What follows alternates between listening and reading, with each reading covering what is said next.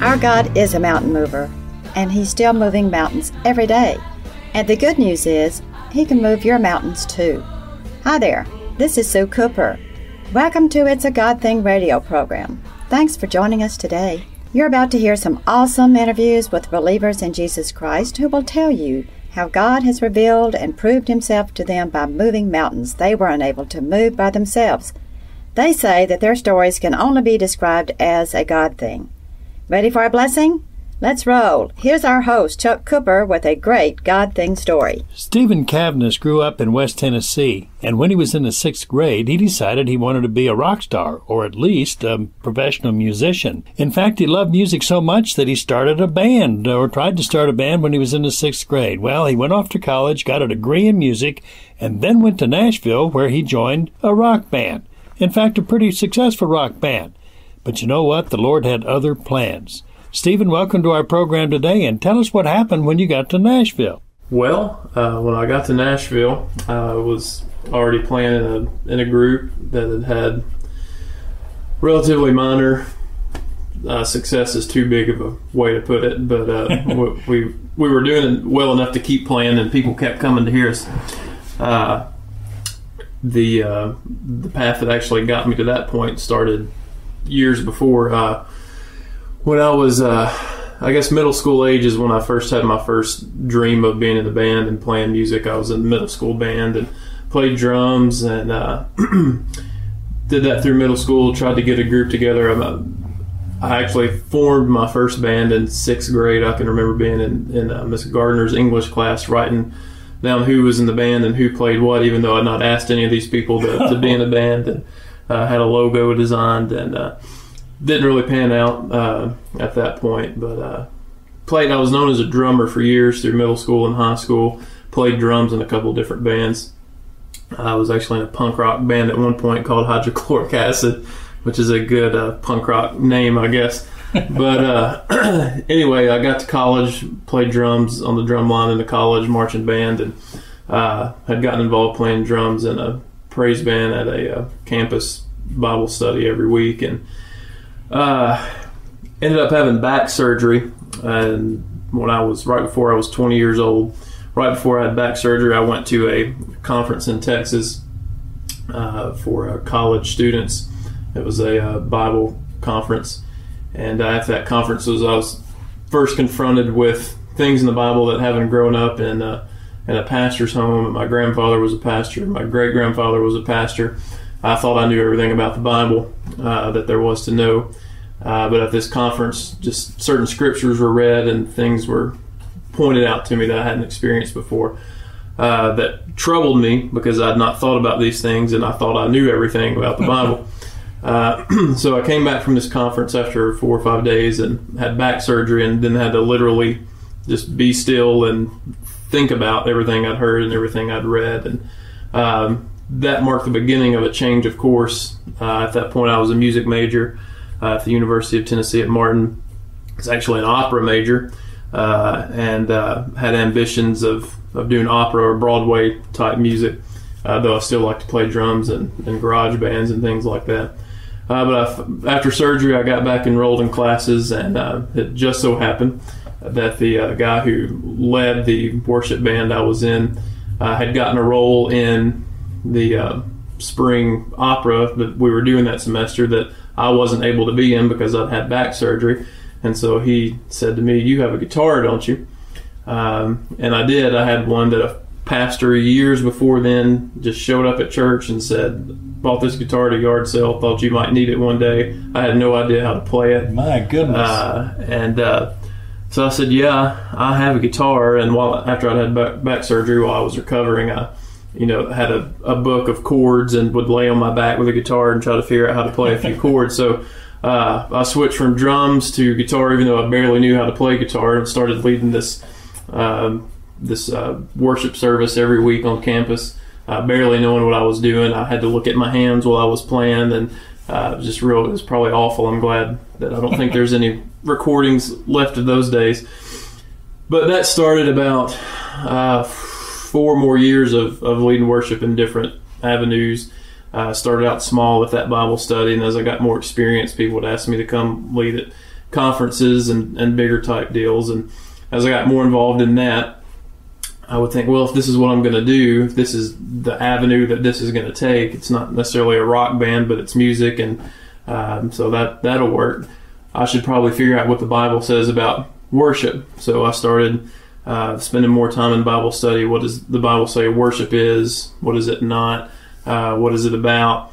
And so through that, of course, anytime we talk about worship, you've got to think about who God is, study who God is, right, His attributes and characteristics. And so I started learning more about the holiness of God and the goodness of God and the sovereignty of God and all these things. And of course, all these avenues started leading me deeper and deeper and deeper into Bible study than I had ever anticipated on going.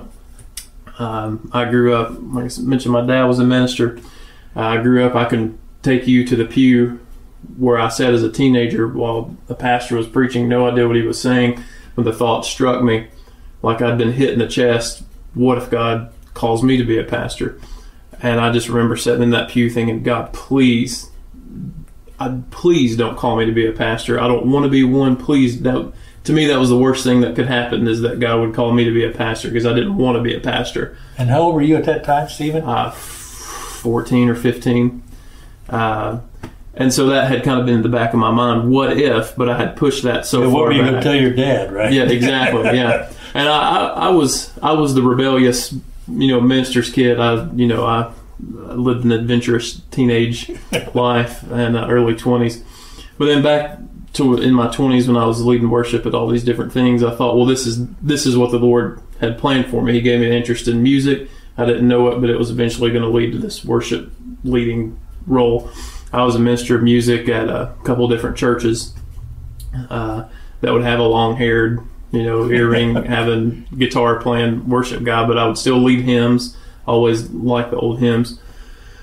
So I graduated from college and just figured, well, that's going to be my niche. Some friends of mine that we had just on our own formed this band that people would ask to come lead youth or college retreats and conferences. We started writing our own music, and I ended up writing songs. We weren't a Christian band per se. We were all Christians, but we weren't trying to be in the Christian music industry. We just write songs that we thought we would want to listen to if this was on the radio. And so we would play at coffee houses, college campuses, sometimes a bar, sometimes a something else, wherever anybody would have us play, really. And so that started taking off pretty well. Moved to Nashville to get me back to that point. And I was waiting tables in Nashville, lifeguarding at the YMCA, and then gigging around at night. And it was getting to the point where we were seeing familiar faces. We would play at a certain venue, and we could look out and say, hey, I think that group of people came to hear us at this place. So we kind of felt like this is starting to take off a little bit. We had a little 5-song CD that we were selling, which I listened to it the other day when I found some, and I hope that no one ever hears those. If the people who bought them, I hope they lost them by now. But anyway, we felt like this is what the beginning of success is, when people keep coming back to hear you. Sure. And when you're on stage playing music that you wrote, and you can see people singing along the words that you wrote, and things like that. Well, I'd had that first back surgery in my early 20s. We were on stage right outside of Nashville in Clarksville, Tennessee, playing a show in October of 2003. And on the last song, my back just went out. It locked up on me, and I had to have two guys in the band actually carry me off the stage because I couldn't walk. So that sent me back home to Dyersburg, which is in West Tennessee. And so I was back in the bedroom that I grew up in as a teenager. I was 25 years old. Living with mom and dad again. Didn't know if I was going to have another back surgery or not. Just kind of what in the world is going on. Things were just starting to pick up, and now this happened. So my goal was, if I have to have surgery, fine, have another surgery. If physical therapy will fix it, fine, do that. But get back to Nashville as quick as you can before you lose this momentum. What I first thought might be a couple of weeks stay back with my parents turned into 3 months. And I just was frustrated, but I did have what was obviously the Lord's doing to give me just not even thinking about it when I was going back. My mom had to come get me where I was living in Nashville, and I had the presence of mind to, in my bag, throw my Bible and a few books in. I thought, well, at least I'll have something to read. I had become a pretty good reader at that point, where I read because I wanted to, not because I had to. Right. And so over those 3 months, I had my Bible and these handful of books that I'd thrown in my suitcase. And so I just read all the time. And as I was reading, I just realized I had a growing desire to learn more theology and doctrine and church history and things like this. It didn't really coincide with a life of music per se, but it was just an interest that was there. Like, it started out as a small itch, and the more I scratched it, the bigger it got. And so one night I just walked into the living room where my dad was sitting. He had just gotten in from some ministry, something or other, kind of late at night, and I just walked in and said, "I think I'm supposed to go to seminary." And my gosh, he didn't react, and said, "Okay." And I expected more of a reaction than that. I expected him to say, "How are you going to pay for it? Yeah, all that have stuff. Have you thought about this, or is this?" And I just said, "What do you think?" And he said, "If that's what you think you're supposed to do, then I'm not really surprised, to tell you the truth, but okay."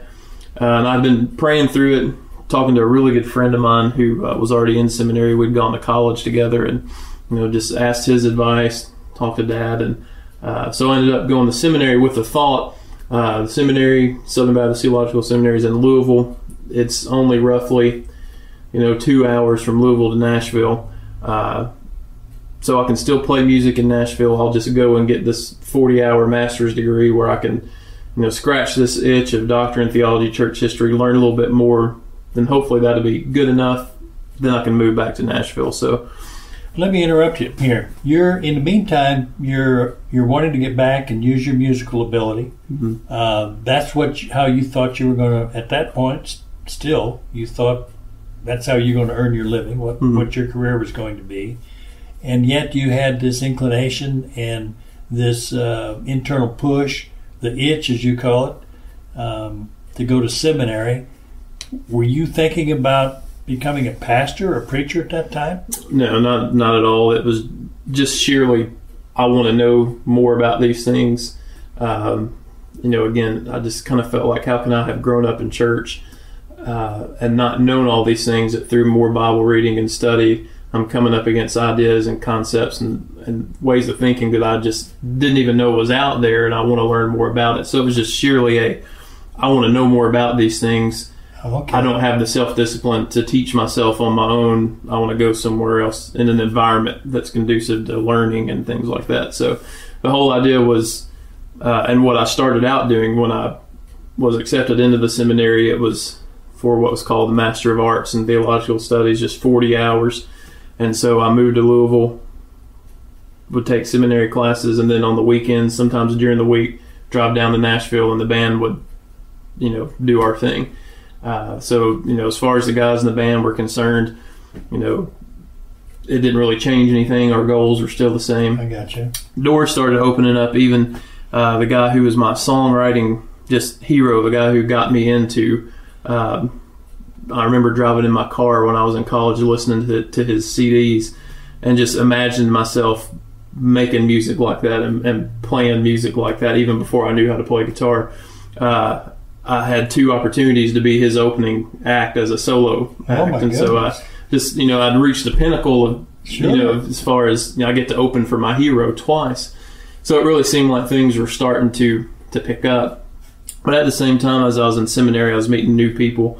I had gotten involved at a church where they kind of found out my background and said, "Hey, we've got a need in our church here, for music for this demographic of people." So I started doing the worship for teenagers and college students, and leading the music for that. And how could you do that and still go to Nashville?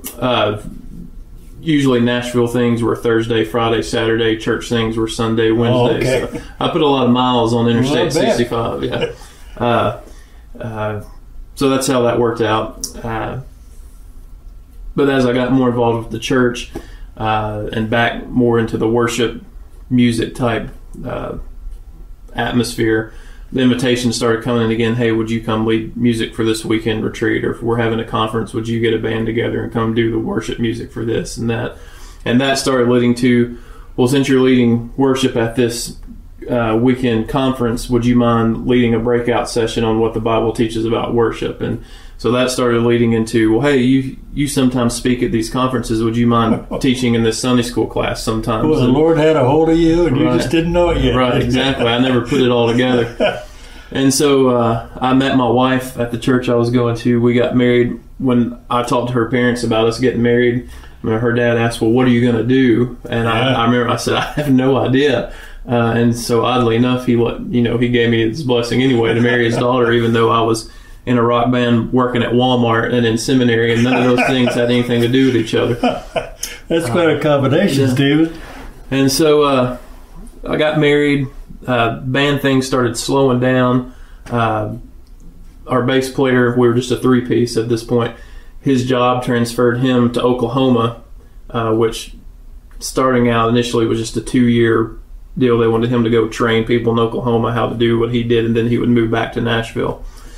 So at that point, we were thinking, okay, we'll just put things on hold like we had to do before with me and my back. I just got married. This gives us a couple years to get settled. Sure. No big deal. So again, we're not stopping. We're just pausing. Right. Well, during those course of 2 years, I started really struggling with, oh no, am I really called to be a pastor? I don't want to be one, but I have these urges of, the more I learn about the gospel, the more I learn about, the overarching story of the Bible, that it's not just a book of little bitty stories that tell me how to be successful, but it's a book about Christ. It's a book about the gospel. And I had this, again, itch that became overwhelming to tell people this, to tell people what I was learning and what I was seeing. And I was teaching more in church and in other things. And it just really, really bothered me, because it seemed like the Lord had led me up in music exactly where I wanted to be, opening for my hero more than once. And once I got to that point, it's like the Lord just kind of flipped the off switch. I would sit down to write, and I couldn't write anything. I couldn't make anything happen. Just formulas weren't working anymore. As bad as I wanted to write new songs, I couldn't do it. I literally had lost the ability to do that. And at the same time, doors were opening to teach. And so I was really struggling with it, because I didn't want that to be the case, but I thought, well, maybe it is. And I didn't talk to my wife about it, because I was scared if I said it out loud, that would make it true. And so I just wouldn't talk about it. And I had changed jobs. I'd gone from earring and long hair to and tattoos, and then I was working in a suit store selling suits to businessmen and things. Wow. So it was crazy. But I'd left that job because of some immoral things that were going on. So now here I am. I'm a seminary student, been married less than a year, and I have no job. And what in the world am I doing? Like, my band can't play right now because Andrew's in Oklahoma. And so one day, Christy, just out of nowhere, I think we were on the way home from church, and I think I taught Sunday school that morning for the young adult class, 20 or 30 people in it. Yeah. And she said, have you ever considered that you're called to be a pastor? And it just slayed me, because it came out of nowhere, and that was pretty much the confirmation that, yeah, there's no getting around this. This is what you're called to do. And of course, like I said, it tore me up, and for that whole summer I didn't have a job, and I couldn't do anything but think about it. I was trying to get a job, and just nothing was coming. And so I started talking to the pastor, which was my wife's uncle, the church we were going to. How do you know if this is legit? How do I know I'm not just, I don't have a job, I can do this, sure, that'll work. And just through talking with him and other people in the church, and confirmation from other churches, in the midst of this, the pastor from the church where I went to college, where I was just a long-haired guy who was barefoot all the time, kind of hippie-looking fellow with a guitar, called and asked me to preach at a service in February, and this was in the summer before that. I mean, he had no idea. He knew I was in seminary, right? But as far as he knew, I was still niched into music, and he was asking me to preach, and it just didn't make any sense, but it made perfect sense at the same time. Like, why would he ask me to preach when he doesn't even know that I'm struggling with this? Well, the answer is because God is orchestrating all these events together. So I changed my degree program at that seminary from just the 40-hour Master of Arts degree to a Master of Divinity, which is 90-something hours. And I think, well, okay, if this is what I'm supposed to do, this is what I'm going to do. And I went and preached for my college church, pretty large church. And based off that one sermon, the pastor contacted me and said, it's obvious what's going on with you. We'd like to license you into the gospel ministry. So I did that, and it just snowballed from there. It just, confirmation from everywhere to the point where now here I sit these years later, and I can't imagine not being a preacher as hard as I fought against it for all those years. The fact that you're serving as the pastor at Cave City Baptist Church, would you consider that to be a God thing? Absolutely, because I wouldn't be doing it if it wasn't. Great. Well, thank you so much, Stephen. We appreciate you willing to share your personal story with our listeners. Thank you. Wow, what a great story. I don't know about you, but we here at It's a God Thing Radio are both inspired and encouraged and even awed when we hear stories like the one you're hearing today. We think God Thing stories prove to all who hear them how God continues to work every day in the lives of His believers. We also believe strongly that sharing God Thing stories with not yet believers might just cause them to remember similar events in their own lives.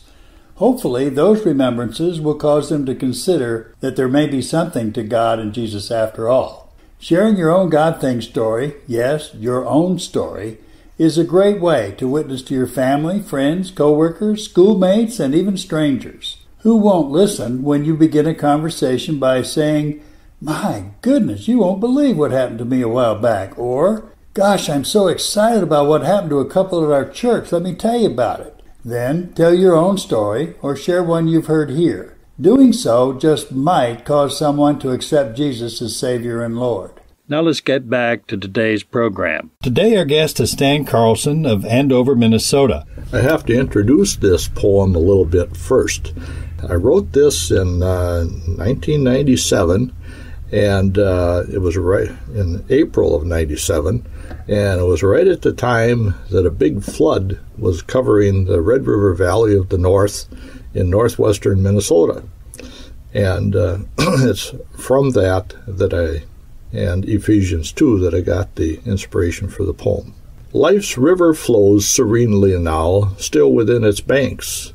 Little ripples every day gurgle, splash, and dance. Just everyday life of work and play, nourishment, sleep, and that stuff always. Nothing so bad we can't handle, no knots in the cords we can't untangle. But life has a way of building up pressure. The snows of despair deepen in measure. Then as the heat of strife builds up, trickles of hurt become torrents corrupt. Outside of God the flood begins, loaded with rage and fear and pain within. Oh, how we need a Savior's love to stem the flow of this vile flood. There's only one levee, one refuge, one light, one Master's strong arms that lift to new heights. Faith is what's needed, faith in our Lord, faith in Christ Jesus to carry the load. For God has given us all the choice. Believe on Him, hear the Spirit's voice. Silent the waters that flow by Him, they wash away guilt and sin within. For the past 20 years or so, Howard LaChance of Springfield, Missouri, has been collecting and even memorizing inspirational readings that he finds as he's reading and as people send to him. In fact, he's collected a huge 3-ring binder full of them. Here to share one of them with you is Howard LaChance. A lady took my seat in church a while back. It's not that important, really. She is a very nice lady, kind and considerate, a good friend, in fact. There were several other seats available. I can sit any place. The people in our congregation are as friendly and caring as you will find any place in the world. A person should be comfortable sitting in any place. It's no big deal. My seat is the 7th row back from the front of the church. I'm sure she didn't intend to take my seat. She just wouldn't do that, nor would anyone else in our fine church. It doesn't make that much difference. My seat is on the end of the pew, on the north side by the windows, on your left as you come into the sanctuary. I can rest my left arm on the end of the pew. It's a good seat, but I would never make a fuss about a seat. She probably didn't intend anything personal by taking my seat. I would never hold a grudge. Actually, it was about 3 months ago when she took my seat.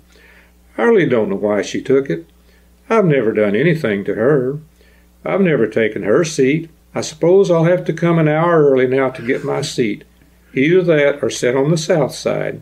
She really took it because it's one of the best seats in the house. That's why she took it. She had no business taking my seat. And I'm not going to go to church 2 hours early to get what was rightfully mine from the beginning.